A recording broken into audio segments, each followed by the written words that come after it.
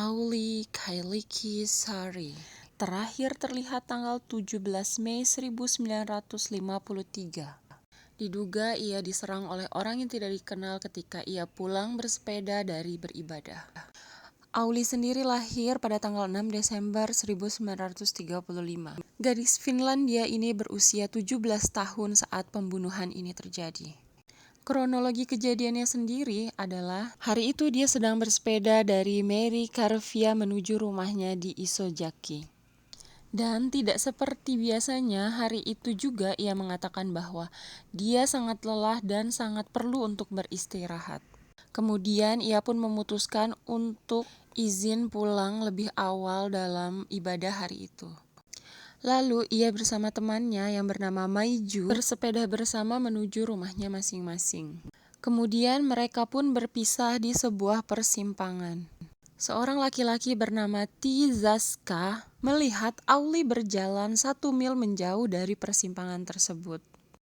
Ti menjadi orang terakhir yang melihat Aulie dalam keadaan hidup.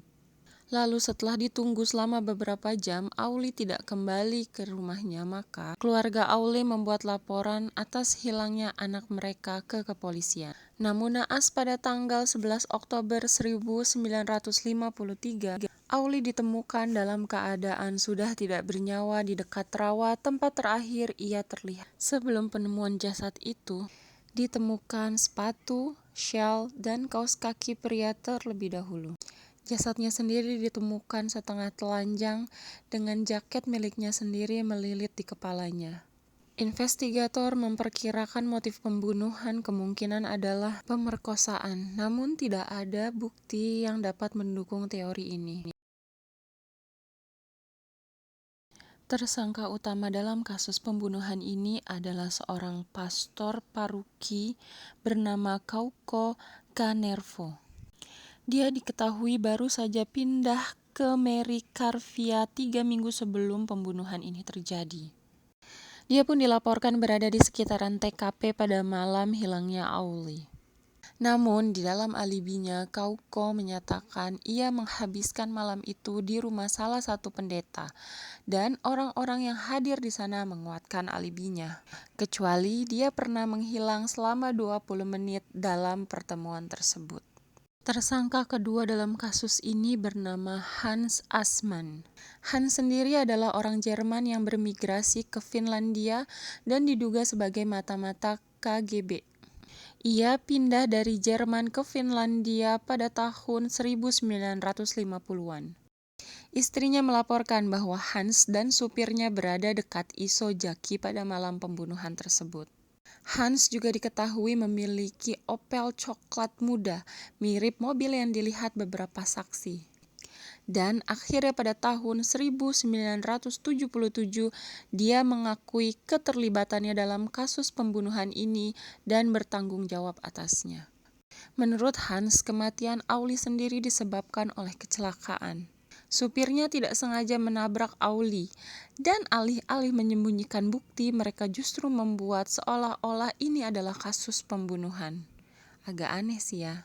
Istri Hans menambahkan laporan bahwa salah satu kaos kaki suaminya hilang dan sepatunya basah saat ia sampai ke rumah. Terdapat pula penyok di mobil milik Hans. Lalu beberapa hari setelah kejadian, Hans dan supirnya kembali pergi, tapi kali ini membawa skop.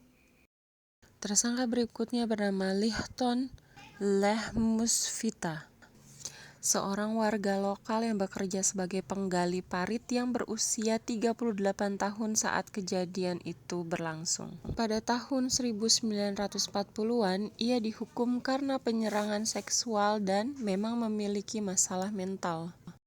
Saat Vihton pertama kali diinterogasi polisi, ia mengatakan bahwa Aulie sudah tidak hidup dan tubuhnya tidak akan pernah ditemukan. Tapi beberapa waktu kemudian dia menarik kembali pernyataannya dan menyatakan tidak mengerti situasi yang sesungguhnya. Walaupun telah lama masuk dalam daftar tersangka, Namun pada tanggal 23 Oktober tahun 1953, ia dibebaskan karena tidak ada cukup bukti. Ditambah kesaksian dari ibu dan saudaranya yang mengatakan bahwa Vithton telah tidur sejak pukul 7 malam pada saat kejadian. Dan karena masalah mentalnya, Vithton pun harus masuk ke rumah sakit jiwa.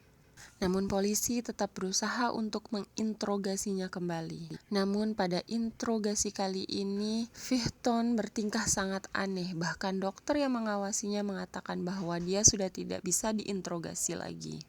Vithton akhirnya menghabiskan sisa usianya di rumah sakit jiwa hingga akhirnya meninggal pada tahun 1967. Dan pada akhirnya tidak ada satu orang pun yang ditangkap dalam kasus kali ini. Lantas, menurut kalian, siapakah yang sebenarnya harus bertanggung jawab?